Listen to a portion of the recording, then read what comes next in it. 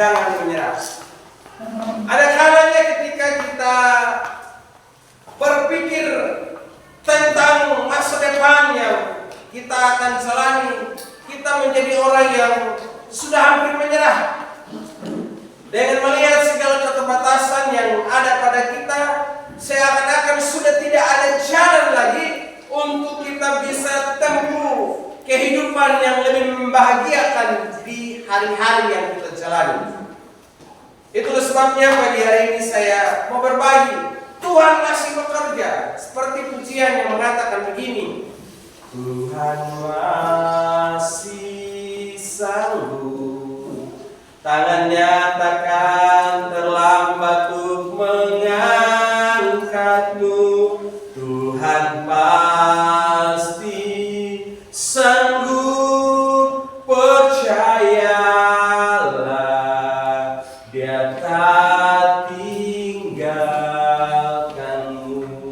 Tuhan itu masih sanggup dan Dia pasti sanggup menolong saudara dan saya. Nah, kalau hari ini engkau dan saya berada di titik terendah dalam hidupmu, jangan pernah kecewa akan hal itu. Karena segala sesuatu dalam hidup ini, kata pengkhotbah, ada waktunya. Mari kita sama-sama baca firman Tuhan dalam kitab Filipi pasal 1 ayatnya yang ke-6. Kitab Filipi pasal 1 ayatnya yang ke-6, demikian firman Tuhan. Mengenai hal ini aku yakin bahwa Ia yang memulai pekerjaan yang baik di antara kamu akan meneruskannya sampai akhirnya, selesai pada hari Kristus Yesus. Ia yang telah memulai sebuah pekerjaan yang baik di antara kamu, Tuhan akan terus melanjutkan sampai pada akhirnya, sampai tuntas, sampai selesai. Ketika Tuhan bekerja, Dia tidak bekerja dengan setengah-setengah. Amin. Tuhan tidak pernah bekerja dengan setengah-setengah. Bekerja ala kadar, bekerja dengan seadanya. Tapi Dia adalah pribadi yang bekerja dengan maksimal, bekerja dengan sempurna. Kalau kita lihat firman Tuhan di dalam kitab Kejadian, firman Tuhan katakan begini, ketika Tuhan melihat segala yang diciptakannya, Dia katakan semuanya itu baik. Hari pertama dihabiskan, Dia katakan semuanya itu baik. Hari yang kedua Dia katakan semuanya itu baik. Sampai hari ke-6 Dia katakan semuanya itu baik. Termasuk waktu diciptakan manusia, Dia bilang semuanya itu baik. Berarti kalau Tuhan bekerja, Dia bekerja dengan sempurna, Dia bekerja dengan baik. Tidak sama dengan pekerjaan manusia, banyak pekerjaan yang mangkrak. Kalau kita lihat di media sosial, dari satu pemimpin ke pemimpin yang lain, mereka itu punya kekurangan. Mereka bilang, oh waktu zamannya beliau pemimpin, dia bekerja proyek ini mangkrak, artinya tidak berjalan terus, berhenti, tidak sampai tuntas. Tapi kalau Tuhan bekerja, Dia bekerja sampai selesai. Nah, kalau Tuhan bekerja sampai selesai, hal apa yang membuat saudara dan saya menyerah? Tuhan sudahlah cukup sampai di sini. Jangan kita seperti apa yang diucapkan oleh Nabi Elia. Tuhan cukuplah sekarang, ambillah nyawaku. Tapi biarlah kita berkata sama Tuhan, lanjutkan apa yang menjadi rancangan di hidup saya. Setiap tahun ketika kita mengawali tahun yang baru, bahkan hampir setiap hari juga ada di mana kita punya pengharapan, tapi ada saatnya kita menjadi orang yang hidup dengan beban. Ketika sudah memulai tahun yang baru atau hari yang baru, ada yang memulainya dengan sebuah pengharapan. Tapi ada juga yang lain merasa bahwa hari hidupnya itu justru membuat dia berat. Bahkan dia berpikir akan semakin bertambah beban kehidupan yang dijalani. Nah, bagaimana dengan saudara dan saya di tahun yang baru ini? Apakah tahun ini adalah tahun yang membuat saudara punya pengharapan, atau saudara justru berpikir tahun ini justru saya semakin banyak beban? Makin punya pengharapan atau punya beban? Punya pengharapan. Kalau bapak-bapak di sini punya pengharapan.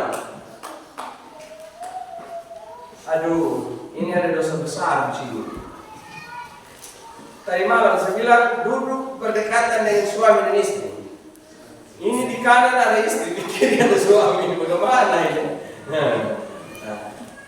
Jadi sudah, karena kita tahu kan Allah hadir untuk menyelamatkan keluarga. Jadi orang yang tidak pernah duduk berdekatan dengan ini suami istrinya mulai duduk berdekatan sudah. Tahun ini kita mulai Bapak, setuju? Setuju. Jadi ada kebutuhan lebih fokus. Jadi betul tidak dekat saudara.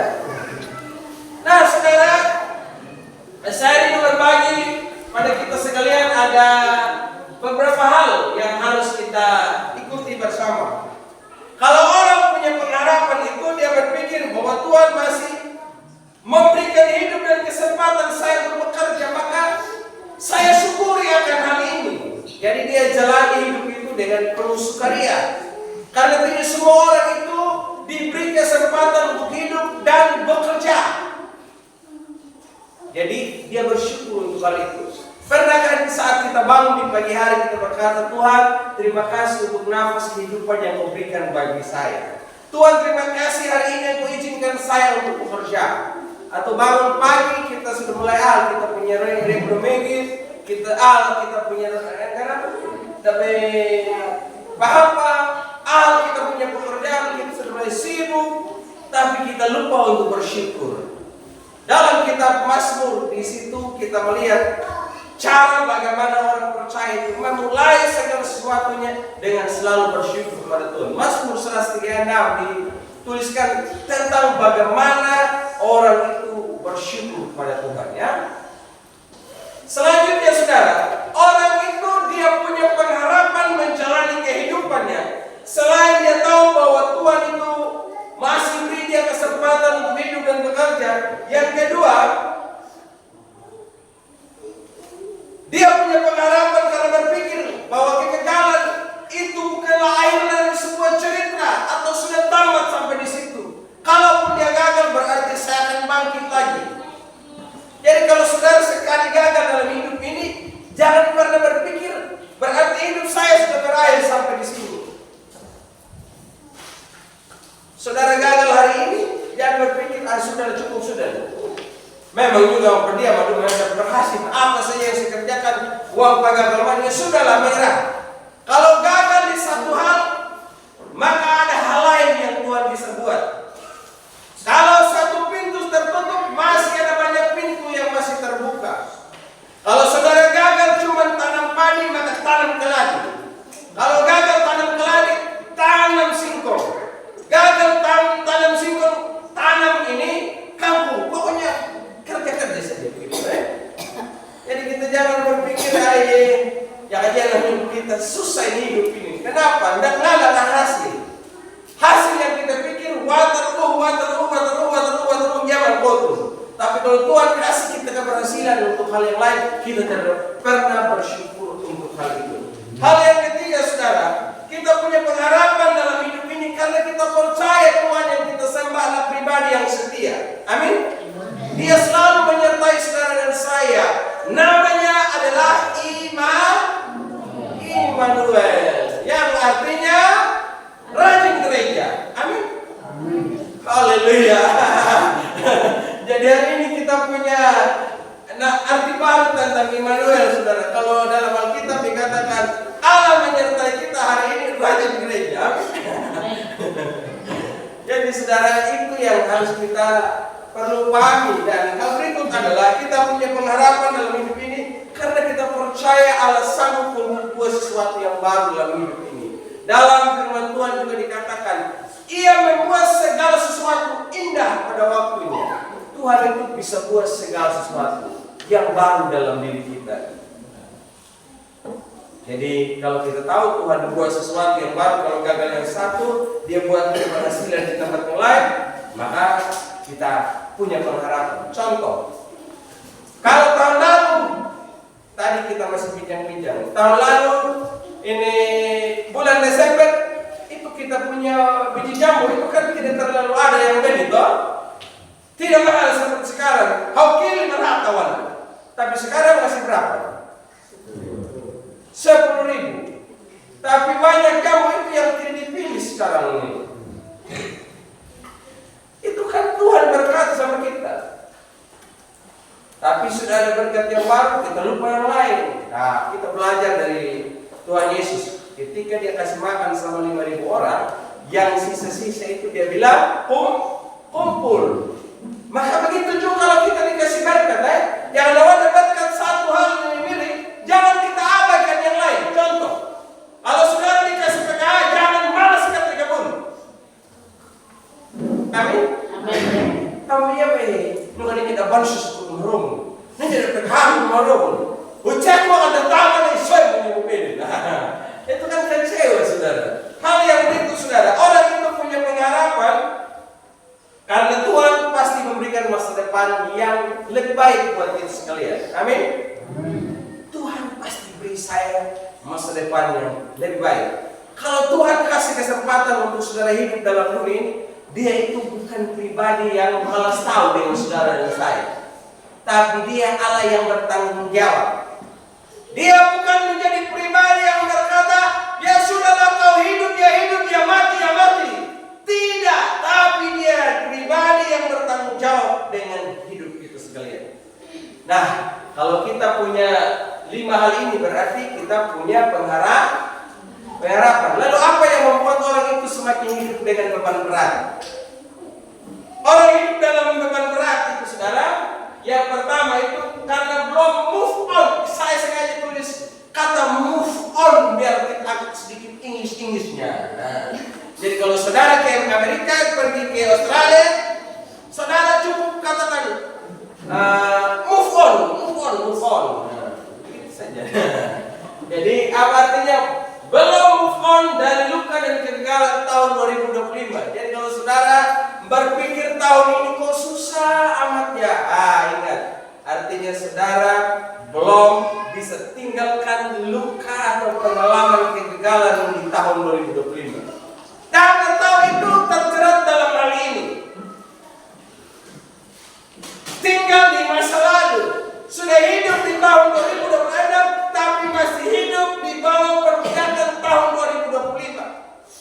Kegagalannya, pengalaman pahitnya, kesulitannya, penderitaannya, sakit penyakitnya di tahun 2025 itu masih terbawa sampai sekarang.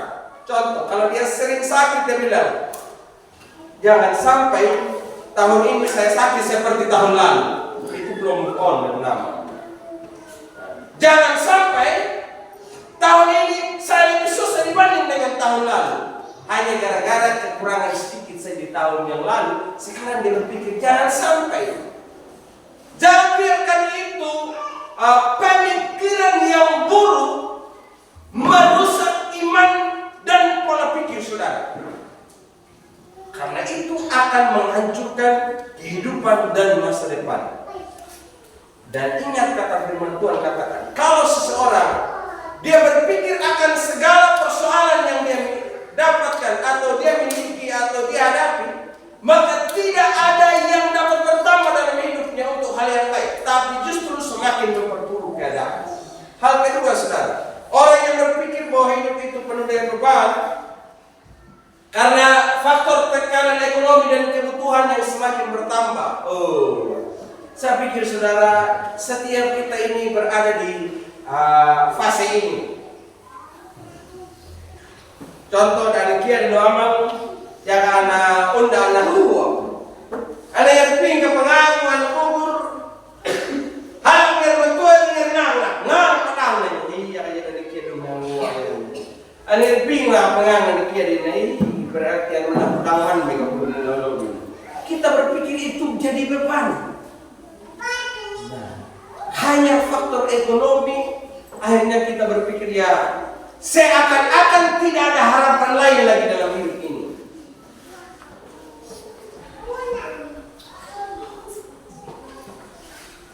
Kita bersyukur untuk pemeliharaan Tuhan, saudara.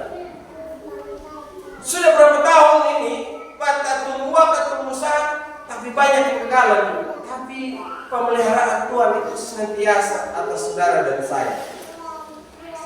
Juga ya kelak ibu dalamnya lihat kelak atau tahu yang namanya kayak belakang kalian. Hai kasihan belakang ada utara pada ribuan ini enggak. Tapi kita orang KKH juga ini justru tidak pernah kekurangan toh. Sama juga yang takam tun kita mau. Taitan to mau na ada wakan la jana pun daunnya. Hakun wanu dana luaya lu na ini ana jahat. Aduh kasihan kau ya kalau kita dengan ini pengana ya nawadanya. Tapi di sana juga Tuhan tahu pelihara hidup mereka.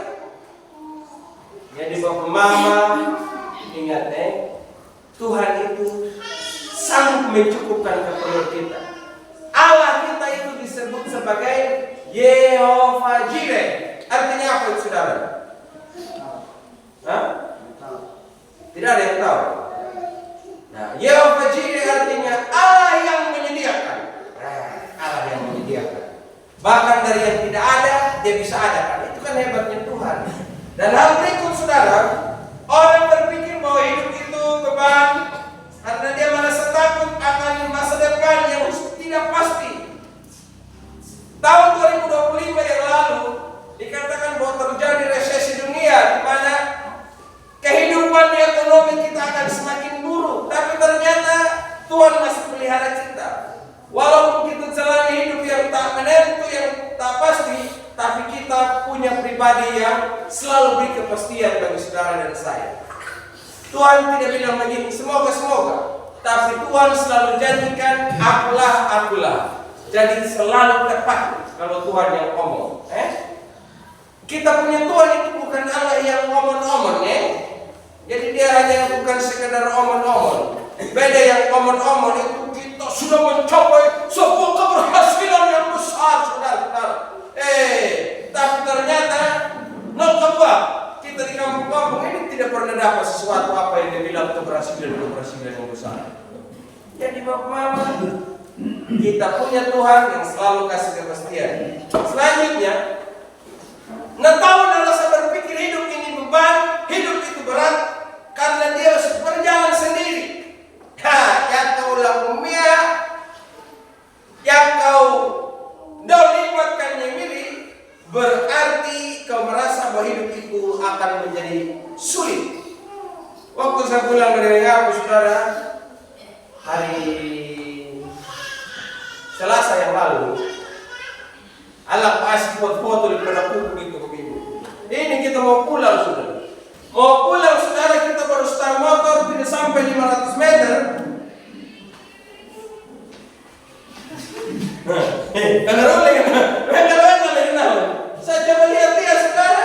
Saya pikir ibu ini yang goyang-goyang pantat, ternyata tidak. Saya coba cek, ternyata di dalam itu pinjaman motor. Lah ke bengkel, sampai di bengkel di situ, ramu ada tambalan. Malah todong dari tanam padi di sawah. Kecewa. Kan gitu aku, ya aja ini menjadi kui. Kau boleh sejauh ambil ini baru buka sendiri. Kui tanda bengkel pada mau kami bantu di setengah mati sudah. Ku kamu kui aman, kui diam. Kami mirip tiga mereka. Hari dia kepenau hilang kau ibu. Hai mereka yang tanah kulit tahu. Kan ini di rumah yang berbeda. Nah, habis itu saudara, lalu coba ya kalau ada nggak pipokan aja nanti. Jadi, halo, lagi yang mau nahan namun bengkel. Kau jalan, kau turun di bawah. Jadi saya coba jalan saudara. Saya panggil orang, bantu saudara. Ya ternyata kalau berjalan sendiri itu saudara, itu akan membuat kita merasa beban.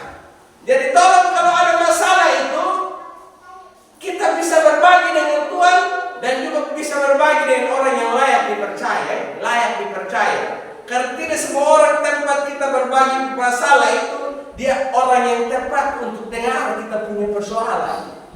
Justru sebentar kalau dia dengar kita punya masalah dia tuh bicara lagi di sana.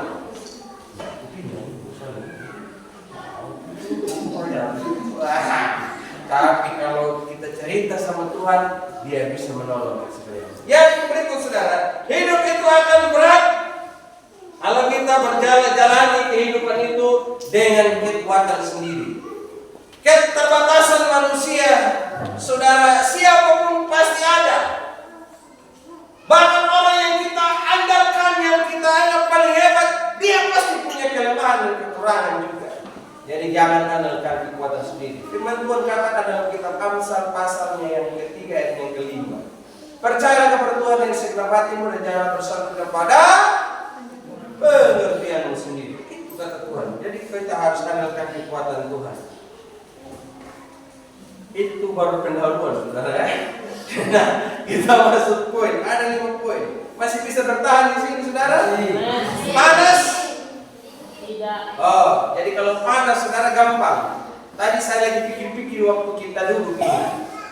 Ini tahun ini bulan Maret dan pikir sudah pasang semua yang kipas angin di gereja ini. Nah, jadi uang pembangunan yang ada kita berhitung-hitung, nanti kita beli kipas angin. Nanti saudara juga partisipasi sumbang 50.000 satu orang. 50.000 satu orang itu kita beli TV, saudara, supaya kita pajang di atas itu. Supaya kalau penyanyi singernya ada di sini, kalau lagu yang mereka tahu dia sudah balik. Kasih yang begitu besar, karena itu bukan jamaah, tapi menghadapi kita. Jadi kalau kita sudah pasang TV di situ sekarang, dari jemaat bisa lihat sini, dari yang sini bisa lihat situ. Mau tidak? Mau. Mau. Mau sumpah?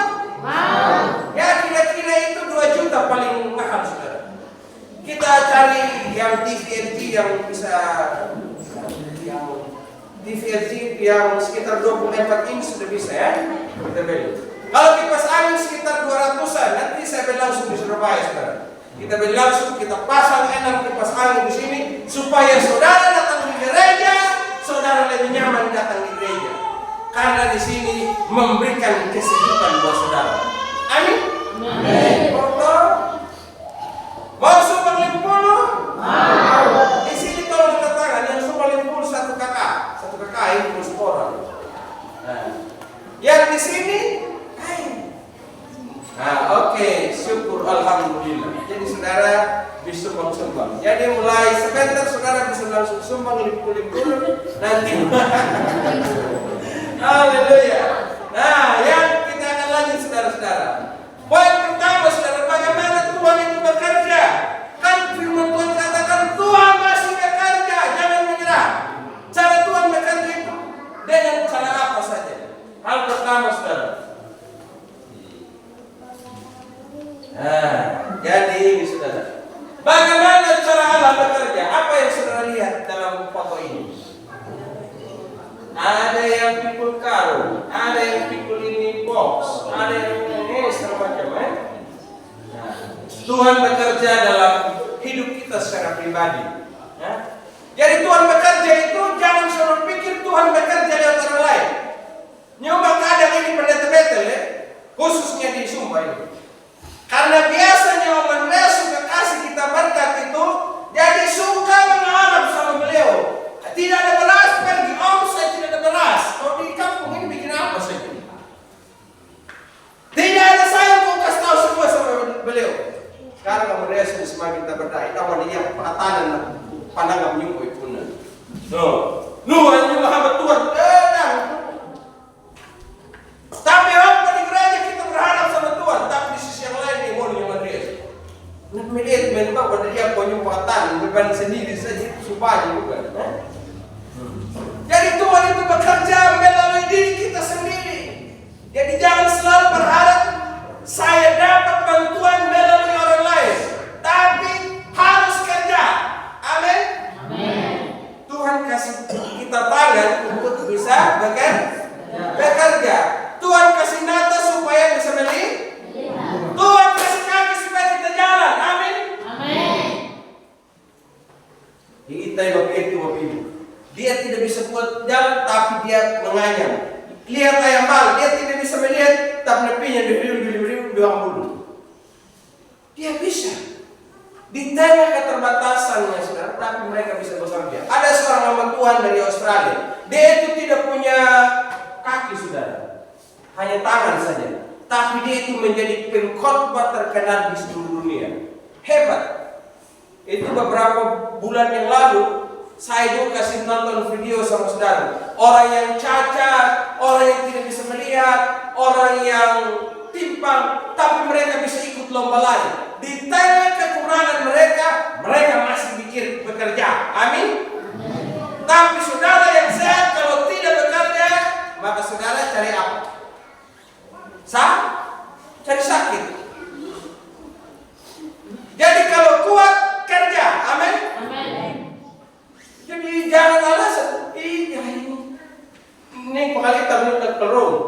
kita kampung. Netoyo. Yang tua menerima na zaman na hidup. Mau manung na yang lena yang tahu na beraman. Tapi yang halang na beraman sehat. Wang kunjungan tahun nampan politik dulu. Hidup ya keren na kedua. Jadi istri-istri kalau bapak pikir dia jangan alasan nih. Tadi hal ini pernah menyebut baru balik mau usah na peraman nyamu dong video Facebook pemilu. Apa yang di Facebook? Jangan dong. Alanya tangan utai share tapi mau menyimpan orang pentempat bisa tahu kan? Yang kau pernah review yang ada di utai.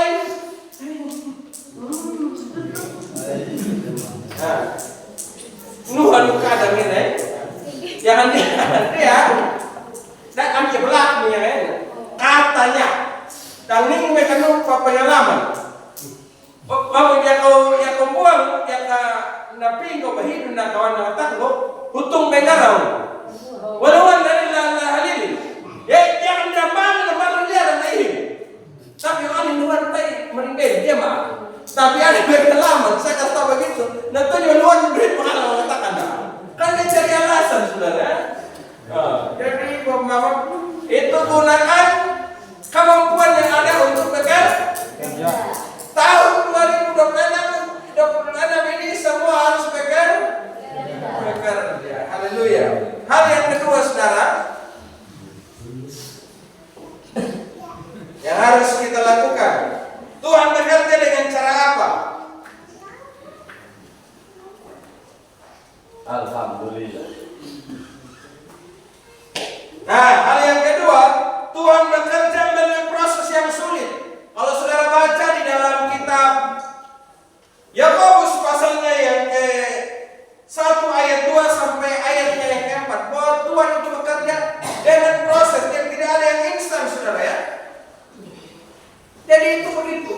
Siapa yang tahu pencet tolong pencet sini. Alhamdulillah. Jadi saya harus kasih diklat bagaimana untuk operasi komputer ini. Nah, jadi saudara, Tuhan itu bekerja melalui proses yang sulit. Tidak ada yang mudah.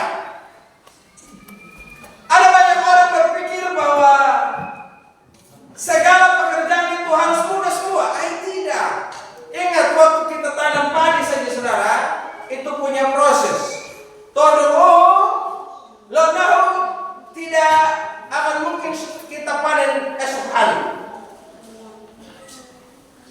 Karena tidak sama dengan saudara bikin ini mie instan, mie goreng, mie geprek dan lain sebagainya. Ada proses. Ada banyak orang itu tidak mau proses. Nah, kalau sudah tidak mau proses saudara, berarti orang ini dia akan menyerah. Contoh, sudah dikasih kerja, tapi dia bilang, aduh ini pekerjaan terlalu sulit. Kasih pekerjaan yang satu, dia bilang lagi, ini lebih sulit lagi. Saya mau kasih tahu saudara dan saudara juga sudah tahu. Huna balanggi membudi karena memudah mendaning mayuna. Amin. Kita pikir yang bikin mie instan saja itu mudah, tapi malas berapa padang lah, pikir kabari, lapet tungguai, itu sulit juga. Jadi jangan berpikir bahwa segala pekerjaan itu gampang. Kita kadang petani ini kita bilang, mau hidup mau penggawi aku pada minggu, ramai dalam mau kok. Nah, pegawai itu asli petani. Kenapa? Pegawai itu dia harus datang sebelum jam 8. Dia harus pulang jam berapa? Sampai sore hari dia harus pulang. Entah ada kerja tidak harus datang. Belum legal di kantor itu, dia bilang absen itu pakai absen digital. Jadi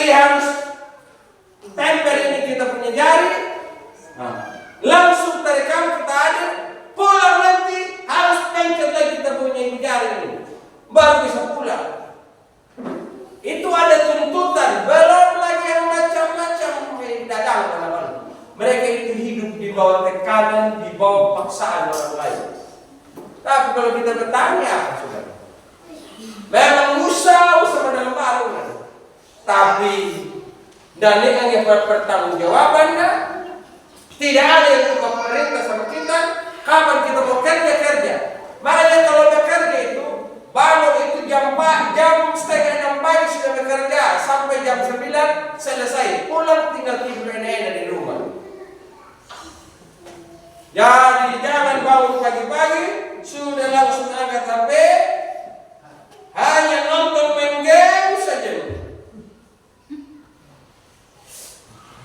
Dia tuh mengetahui sudah mau jam 9 elah dulu apa. Nah jangan lodo enggak ada beneran paham kayak pun. Hilbe no macam ada game nonton di YouTube udah game baik. Dari apa aja ya tolong gua. Jadi semua itu butuh proses Bapak-Bapak. Dan namanya proses itu pasti menyakitkan. Tuhan katakan begini dalam kitab Roma, Allah bekerja dalam segala sesuatu untuk mendatangkan kebaikan. Hal yang ketiga saudara, ini cuma 5 sih saudara ya. Tuhan itu bekerja meski tak terlihat. Ini saya kasih gambar saudara begini. Mata tapi tidak dia tertutup. Cara Tuhan bekerja itu begitu, tidak selalu nampak.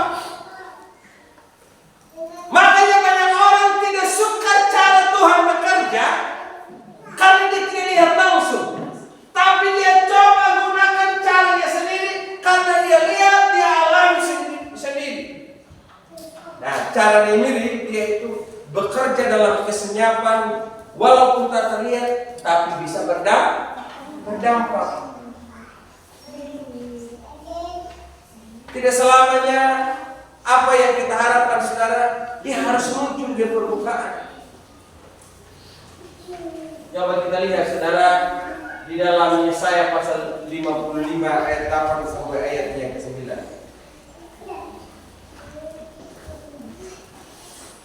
Yesaya 55 ayat 8 sampai 9. Sebab rancanganku bukanlah rancanganmu dan jalanmu bukanlah jalanku, demikianlah firman Tuhan.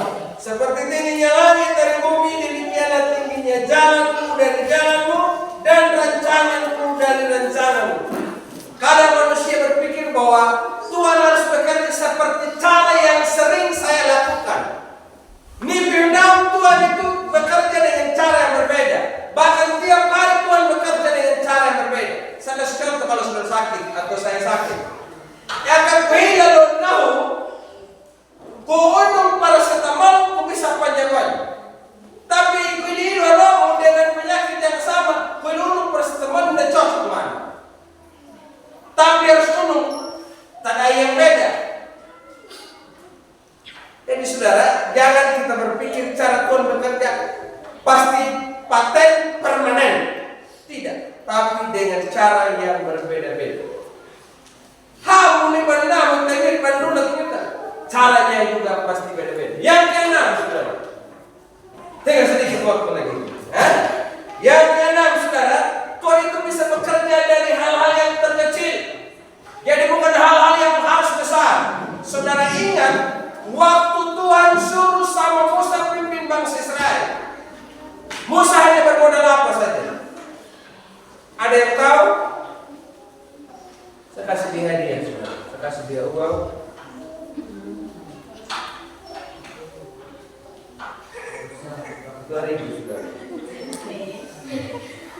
Nih, kamu itu saudara tidak belajar dari hal yang kecil, saudara. Ini saudara firman Tuhan apa? Tuhan bekerja melalui hal yang karena otak 100.000 ini, makanya kamu bilang arti apa itu uang 2.000? Itu saudara berarti saudara tidak suka Tuhan bekerja dari hal yang kecil, hal yang besar. Kadang kita bilang kalau Tuhan kasih berkat, kasih yang besar-besar, yang banyak-banyak, yang besar-besar. Hal yang kecil aja. Aku nih yang nyita nuai. Ih, juga buah mau punya anak untuk tomdom udah romo deh. Dia jangan lalu kok kamera yang orang. Proses, amin. Dari yang kecil sampai besar, aman berpiara teman. Ya, dari kecil sampai besar. Tuhan bilang apa sama Musa? Kita kembali pada Musa. Apa yang ada di tanganmu? Musa lihat.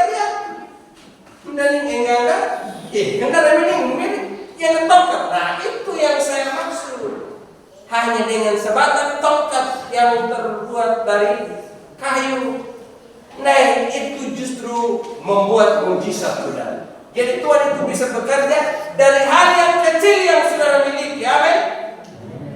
Contoh, kalau saudara punya tangan, gunakan tangan itu untuk bisa bekerja.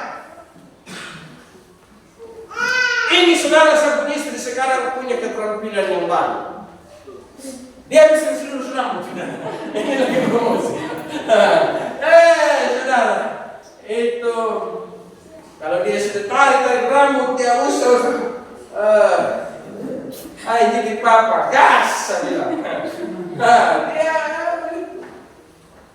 yang bisa kamu kerjakan saja, amin. Walaupun itu kelihatannya kecil, menguntungkan juga tidak terlalu banyak. Sedikit demi sedikit jadi bumi. Jadi bukit, saudara ya. Jadi kerjakan mulai dari hal yang kecil. Firman Tuhan bilang begini juga. Setialah dari perkara yang kecil, maka Tuhan kasih perkara yang besar. Jangan harap yang baku semua, ujung-ujungnya saudara kita tidak bisa tangani dengan baik. Yang terakhir pertama. Nah, Tuhan bekerja menuju masa depan yang penuh pengharapan. Jadi Tuhan tidak bekerja cukup untuk hari ini, tapi untuk masa depan yang penuh pengharapan. Ini saudara lihat apa di sini? Orang lagi berdiri, dia lagi melihat dari jauh, dia coba teropong, saudara. Itu Tuhan punya cara kerja. Dia tidak hanya melihat untuk masa kini, tapi masa depan. Kita manusia hanya berpikir bagaimana hidup yang sekarang ini, dan kita berpikir untuk masa depan selagi kita masih hidup, masih kuat. Tapi Tuhan berpikir jauh lebih besar dari itu. Bahkan sampai pada kekekalan dia Tuhan bekerja. Dia Tuhan yang bekerja bukan saja untuk kehidupan kita di bumi, tapi juga untuk kekekalan.